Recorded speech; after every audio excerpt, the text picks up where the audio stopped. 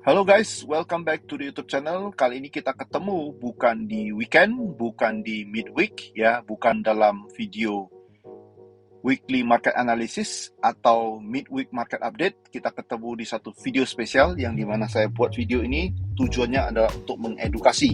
Apa yang mau diedukasi di video kali ini? Yaitu dimana saya ingin membahas, ya kalian tahu selama ini saya trading menggunakan indikator Ichimoku, ya, lalu dengan bantuan RSI, Relative Strength Index. Nah, di video kali ini, ya, saya ingin menjelaskan bagaimana caranya saya bisa trading dengan Ichimoku dan RSI, yaitu dengan trading yang konsepnya adalah memanfaatkan koreksi, ya, trading koreksi. Nah, kenapa sih saya buat video ini? Nah, jadi sebagaimana kalian tahu, ya, di Ichimoku, kebanyakan kalau kita browsing, kita search, ya, di berbagai sumber di Google, ya, indikator ini adalah indikator yang sangat powerful, yang dimana digunakan sebagai trend follower. Jadi kalau suatu trend naik atau turun, sedang dalam keadaan yang trend yang sangat kuat, sangat pas sekali menggunakan indikator Ichimoku. Namun, tidak semua orang sebenarnya tahu bahwasanya indikator Ichimoku ini, ya, kita juga bisa manfaatkan untuk melakukan trading secara koreksi. Oke, nah bagaimana caranya? Saya akan bahas satu persatu secara detail, mulai dari awal planning saya melakukan transaksi sampai pada akhirnya bisa di-settle semua posisi tersebut. Nah, sebelum kita mulai, buat teman-teman yang sudah menyaksikan video ini atau yang baru berkunjung ke channel ini, silakan subscribe, share, dan like agar channel ini senantiasa dapat berkembang. Transaksi pertama kali saya lakukan adalah pada tanggal 3 April 2023. Posisi sell 80.70, ya. 3 April itu dari chart daily adalah di sini, ya. 3 April. Oke, nah sebenarnya saya itu sudah mulai ngincar sell untuk market US oil dari hari Jumatnya, yaitu tanggal 31 Maret. Oke, nah apa sih yang membuat saya ngincar sell dari tanggal 31 Maret? Oke, nah buktinya apa? Saya sudah mulai mengincar sell dari tanggal 31 Maret. Teman-teman bisa lihat di sini ada yang namanya limit order saya. Ya, limit order saya limit di harga 76, ya, yang dimana itu deleted karena sampai good till Friday doang limitnya. 31 Maret itu adalah hari Jumat. Oke, jadi saya sudah mengincar sell di harga 76. Nah, ini saya akan jelaskan satu persatu. Kita langsung ke chart weekly dulu. Yang saya lihat itu adalah di time frame weekly. Nah, di time frame weekly 31 Maret itu, jadi weekly itu kan satu minggu, ya. Ini 27 sampai 31 Maret sebenarnya. Jadi Monday 27, hari Jumatnya itu 31 Maret. Nah, jadi di chart weekly saya sebenarnya sudah ingin sell dari hari Jumat, ya, tanggal 31 Maret. Kenapa? Nah, di sini kalau kita lihat ini adalah Ichimoku, yang dimana future cloud-nya ini sangat tebal, awan bearishnya, benar. Trennya adalah tren turun. Nah, kenapa sih saya mengincar sell di harga 76? Nah, pada hari Jumat, ya, kalau kita lihat balik lagi ke chart daily, paginya itu harga open di 74.30, malamnya settle di 75.64. Oke, paginya itu masih range 74 sampai 75, malam sampai penutupannya. Jadi kira-kira di 74.75 itu saya incar untuk sell limit di harga 76. Ya, 76 sell limit. Kenapa saya incar sell limit 76? Karena begini, teman-teman semuanya, ini adalah tren turun. Di sini teman-teman bisa lihat Kijun yang warna merah dalam keadaan yang flat. Flatnya di harga berapa? Di harga 7901. Nah, waktu itu saya berpikir 74, 75, dia mau ke 79, kira-kira adalah 400 sampai 500 pips, terlalu jauh. Sehingga saya coba untuk pasang sell limit di sekitar Senko A di harga 7646. ya, 7646. Jadi saya put 76 karena waktu itu masih 7475. Ya, saya khawatir juga nih nggak kena ya di harga 7646. Jadi saya pasang di 76. Dan sampai dengan penutupan hari Jumat karena limitnya adalah good till Friday. Ya, jadi nggak kena dan otomatis terdelete ya, otomatis terdelete. Nah, di weekend sebelum tanggal 3 ya, tanggal 3 itu kan hari Senin ya. Jadi tanggal 2 atau tanggal 1-nya Arab Saudi itu kan mengumumkan ya pemangkasan kuota produksi ya, pemangkasan produksi. Oke, sehingga harga jam dibuka di harga 81 pada pagi harinya. Oke. Nah, kemudian saya ngambil tuh posisi ya, karena saya berpikir, wah kemarin hari Jumat saya kan mau nge-sell-nya di harga berapa? Harga 76 kan, sekarang harga 81 ya, level 81. Jadi saya ambil manual sell di harga 80.70, ini posisinya. Oke. Nah, sekarang kenapa sih saya bisa ngambil sell di harga 80.70? Pertimbangannya apa? Pertimbangan yang pertama adalah memang di 76 ini saya sudah mau sell, berikan oleh market harga lebih tinggi. Oke, yaitu 80.70. Nah, pertimbangan lebih jelasnya, lebih detailnya itu kalian bisa lihat di chart 4 jam. Oke, di chart 4 jam. Nah, di sini saya ngambil posisinya itu adalah di jam 06.14. Oke, jam 6.14 berarti di bar yang ini ya. Di bar yang ini ya, di bar yang ini jam 5 udah mulai. Di 80.70 saya sell. Oke, saya sell. Nah, kenapa saya bisa sell? Padahal ini sudah terjadi Tenkan Cross Kijun. Ya, kalau di sini kan ini udah uptrend berarti kan. Kenapa masih sell? Oke. Nah, alasan saya adalah gampang sebenarnya. Ya, berarti saya di sini sudah melakukan counter trend. Ya, counter trend. Di sini kalian bisa lihat ya, tanggal 3. Harga pertama selain daripada pertimbangan tadi saya sudah memang mau ngambil di harga 76. Yang pertama adalah harga market sudah overbought. Ya, pertama sudah overbought. Apakah serta-merta overbought kita udah boleh langsung masuk? Enggak juga. Ya. Karena ini sifat tradingnya adalah koreksi. Ya, ingat sifat tradingnya counter trend, ekspektasinya koreksi. Jadi size lotnya juga harus benar. Ya, artinya saya mulai dengan size lot yang dimana ini masuk ke dalam hitungan equity to ratio di dalam account saya sendiri. Oke, nah kita balik ke chart daily dulu. Nah, di chart daily teman-teman bisa lihat di sini.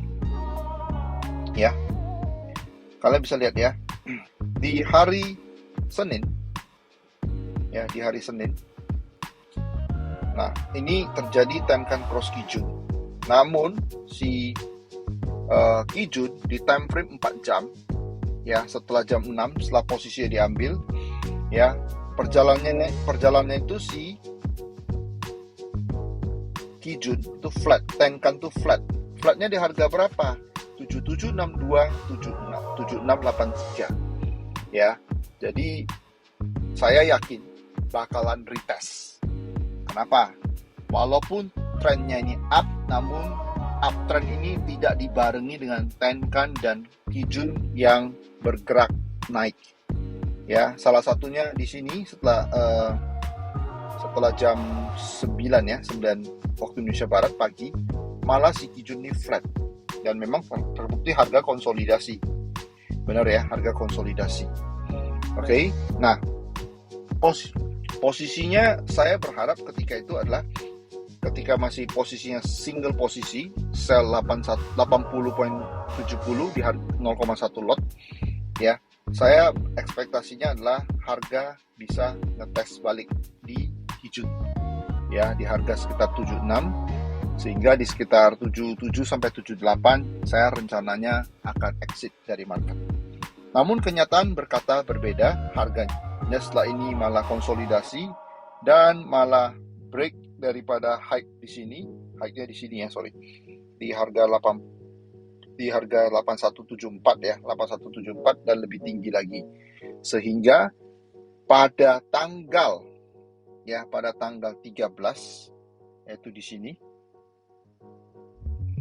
Ya, 13 ya, jamnya jam berapa? Jamnya adalah saya ngambil posisi akumulasi lagi adalah pukul 8.16 waktu Indonesia Barat. Yaitu ketika di sini. Oke. Awannya ini juga masih tebal. Kenapa pertimbangan saya mengambil posisi lagi? Sama, ketika itu harga ini terjadi higher high di sini ya. Ini kan higher high kan, benar? Divergensi di time frame 4 jam. Di RSI ini masih dalam keadaan yang overbought ya, jenuh beli. That's why di grafik yang di sini ya pukul 8.16, oke, ya berarti yang di sini ya 8.16 grafik yang ini saya ngambil posisi sell lagi 83.10 yang ini saya ambil. Oke, pukul 8.16 tanggal 13 April. Oke, nah setelah itu apakah serta-merta karena divergensi juga saya langsung ngambil? Enggak juga. Selain daripada divergensi, kemudian selain daripada yang kedua adalah bearish divergence, saya ngambil itu juga karena saya lihat terjadi higher high, namun kenapa si Kijun ini terus-terusan flat? Ya, Kijun ini terus-terusan flat. Jadi teman-teman coba berpikir, Tenkan dan Kijun itu kan adalah seperti moving average di bahasa orang yang menggunakan moving average atau moving average pergerakan rata-rata di dalam indikator Ichimoku. Kalau memang sudah terjadi higher high, ya terjadi higher high, kenapa ini nggak dua-duanya Tenkan dan Kijun ini bergerak naik ke atas? Kenapa hanya si Tenkan doang yang naik? Karena Tenkan lebih sensitif ya, dia adalah tipikal moving average yang lebih pendek periodenya. Kenapa ini flat? Nah, di sini membuat saya yakin bahwasanya walaupun tren ini up, bakal terjadi pullback minimal. Kenapa saya yakin terjadi pullback? Kijunnya ini dalam keadaan flat. Kedua adalah gap yang nggak ketutup. Ya, sampai hari ini juga gapnya belum ketutup. Ini gap yang belum ketutup. Oke. Nah, di sini saya balik lagi ke chart weekly. Ya. Karena kalau kita perhatikan, posisi kita ini hanya sell ini hanya sinkron dengan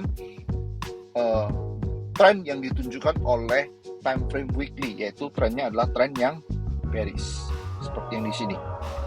Oke, ini trennya bearish. Nah, di situ saya berpikir, ekspektasi saya ketika itu adalah akan ada pergerakan, walaupun ini chartnya ini sudah sempat di atas daripada si Tenkan maupun Kijun, walaupun posisi Kijun masih di atas daripada Tenkan. Kijun yang warna merah, Tenkan warna biru. Bakalan ada satu momen di mana dia bakalan ngetes kembali minimal di mana? Di si Kijun. Apa yang membuat saya yakin? Karena Kijun ini walaupun chartnya ini udah di atas, tapi Kijunnya ini flat. Kijun yang flat ini adalah indikasi terjadi pullback kembali. Makanya ini adalah sifatnya koreksi, ya. Kalau posisi kita ini cuma selaras dengan tren yang ditunjukkan oleh si weekly.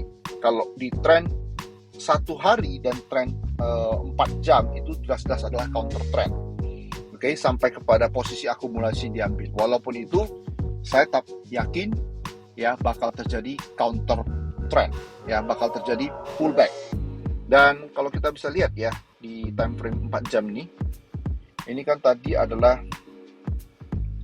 momen di mana kita ngambil ya di sini grafik ini. Oke. Nah, setelah itu harga mulai mau nge-retest ya, retest ke area si Kijun ya, artinya sudah terjadi pullback ya. Di sini jelas-jelas pullback. Di sini saya sangat yakin karena harga setelah pertama kalinya setelah terjadi gap up ini, harga malah drop di bawah daripada Kijun. Kalau benar-benar harga memang mau shoot up terus-terusan naik, harga ini kenapa mesti drop di bawah Kijun? Dan dilanjutkan dengan Kijun, Tenkan ya, posisi Kijun di atas, Tenkan di bawah, artinya Tenkan cross Kijun dari atas ke bawah. Dari atas ke bawah dengan mengakibatkan posisi Kijun di atas, Tenkan di bawah. Ini indikasi reversal. Dan sampai hari ini kita lihat ya, harganya ini yang tadi awalnya ini adalah cloud yang bullish sudah turn menjadi bearish. Nah, kalian bisa lihat di sini ini sudah turn menjadi bearish. Dan pada akhirnya ya saya memilih untuk settle di 78.90 ya, 78.90. Kenapa? Saya sebenarnya lebihkan sedikit ya dari apa yang ditunjukkan oleh chart weekly. Nah, di chart weekly ini begini. Chart weekly ini kan 7901. Saya lebihkan beberapa pips ke bawah. Oke, kenapa nggak tunggu sampai di bawah ini? Ya, kenapa nggak tunggu sampai di si Tenkan? Ini kejauhan menurut saya. Oke, ini kejauhan. Kedua adalah dalam menentukan take profit, sifat saya adalah saya lebih suka yang konservatif. Jadi konservatif saya adalah di sekitar 78.90, dan saya tahu ya kalau ketika di time frame 4 jam harga memang sudah mulai cross, minimal akan tes ke 7901. Namun pada saat akhirnya saya memilih di 78.90 ya, 78.90. Oke, nah, kenapa saya milihnya 78.90? Dasar saya sebenarnya begini. Ya, bukan karena ada indikasi yang ditunjukkan. Dasar saya sebenarnya adalah begini. Ya, ketika itu sudah terjadi Tenkan cross Kijun itu di sini. Ya, Kijun sudah di atas, Tenkan sudah di bawah. Harganya berapa? Harganya adalah sekitar 80.97. Nah, kalau kita sell, ya, misalkan kita single posisi, saya sell di sini. SL saya adalah di sekitar harga di atas Kijun 8195 ya. Posisi sell bisa diambil adalah 80.97, SL 81.95. Jadi saya hitung aja jarak dua kalinya itu adalah di sekitar 7890. That's why saya put take profit untuk semua posisi sell saya di 78.90. Oke, jadi pada akhirnya di tanggal 13 ya, di tanggal 13 di momen yang di sini ya, posisinya itu settle pukul 20.59 ya. Berarti di posisi yang ini 20.59 di harga 78.90 ya, karena ini low-nya adalah 7865. Jadi settle-nya itu di chart yang ini. Jadi saya cukup konservatif saya kira di sini. Kenapa? Bahkan exit point saya tidak sampai keluar daripada si cloud ya, dan sekarang lanjut harganya sudah lanjut keluar daripada si cloud. Jadi intinya yang mau saya sampaikan adalah Ichimoku itu bukan sekedar indikator yang bisa memberikan kita atau kasih kita kesempatan trading, momen untuk trading plan hanya mengikuti tren, enggak. Jadi ada hal-hal dalam Ichimoku ini kalau kita gali, kalau kita explore benar-benar, kita praktekin, maka kalian akan temukan satu celah di mana kalian bisa trading secara koreksi. Oke, dan ini yang sudah saya buktikan dan sudah saya lalui di portofolio akun trading saya sendiri. Oke, nah sekian dulu video kali ini. Semoga memberikan insight buat teman-teman yang trading, terutama menggunakan Ichimoku. Pesan moral yang bisa diambil dari kejadian ini adalah trading itu kita nggak pernah bisa textbook ya. Nah, permasalahan atau perihal hal-hal yang sifatnya nggak textbook itu yang sering saya sharingkan dalam grup trading Telegram saya. Buat teman-teman yang ingin informasi lebih lanjut tentang bagaimana caranya bergabung dalam grup Telegram saya, silakan teman-teman DM, follow Instagram saya. Kalian boleh DM saya di Instagram. Semoga bermanfaat. See you next. All the best for your trade. Bye-bye.